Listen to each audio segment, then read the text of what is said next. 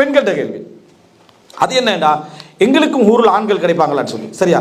ஊரில் இவங்களுக்கு ஊரில் ஆண்கள் கிடைக்கும். இந்த கேள்வி அடிப்படையிலே தவறு. ஆனாங்களா, இந்த கேள்விக்கு விளக்கம் சொல்லிட்டு அது சிலர் என்ன செய்கிறாங்கன்னா, அது வந்து அல்லாஹ் தஆலா அவர்களுக்கு நாடியவைகள் எல்லாம் என்ன செஞ்சுக்கிறா, கொடுத்துக்கிறா, அதனால என்ன கிடைக்க வாய்ப்புக்கிற சொல்ல வரீங்க, சரியா? கிடைக்க வாய்ப்புக்கிற சொல்லி கிடைக்காது. அப்படி ஒன்று அல்லாஹ் தஆலா சொல்லலை, குர்ஆன்ல இல்லை, ஹதீஸ்லையும் இல்லை. ஒரு பெண் அப்படி நினைக்கவும் மாட்டான்.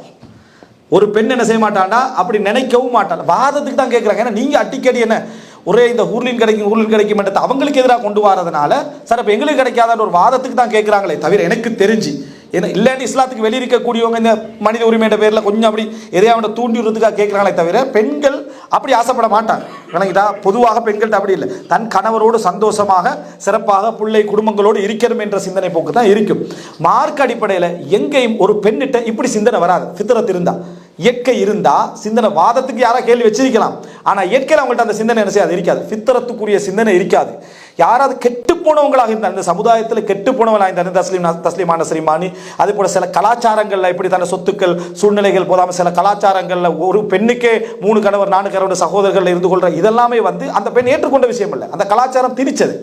அந்த கலாச்சாரம் என்னது திணிச்சதே தவிர அந்த பெண் ஏற்றுக்கொண்ட விஷயம் இல்லை. ஒரு நாள் அதை ஏற்றாலும் அவள் 100 நாள் அதுக்காக என்ன செய்வாள், வேதனைப்படுவாள், கவலைப்படுவாள். அதனால ஒரு பெண்ணிட்ட இந்த கேள்வி வரவும் கூடாது. ஆண்களை சிலர் அத்துமீறி இந்த கேள்வி கேட்கிறாங்கன்னா, பெண்கள் யாரும் அதை என்ன செய்யக்கூடாது, அதை அப்படி எடுக்கவும் கூடாது. சுத்தமான ஒழுக்கமான கற்பான ஒரு வாழ்க்கையை தான் எதிர்பார்க்கணும். ஒரு பெண் என்ன எதிர்பார்க்கலாம்டா, ஒரு கெட்ட கணவனாக இருந்து மோசமான ஃபிரௌனை பற்றி என்ன கேட்குறான், அதாவது ஆசியா அந்த மாதிரி அவர் கெட்ட கணவனாக, மோசமான கணவனாக, காஃபிரான ஒரு கணவன், கொடுமைப்படுத்தக்கூடிய ஒரு கணவனாக இருந்தார், திருந்துறதுக்கான எந்த வாய்ப்பும் இல்லாத கணவராக இருக்கிற நேரத்தில் நமக்கு ஒரு சாலிகான ஒரு கணவரை தாண்டி ஒரு பெண் கேட்கறது பிழை இல்லை. சில பொழுது இதே கணவர் உனக்கு சாலிகானவராக அல்லாஹ் தஆலா இந்த உலகத்தில் என்ன செய்யலாம், மாற்றி உனக்கு சூழ்நிலையை தரலாம், அல்லது உன்னை விட்டு என்ன செய்யலாம், பிரிக்கலாம்.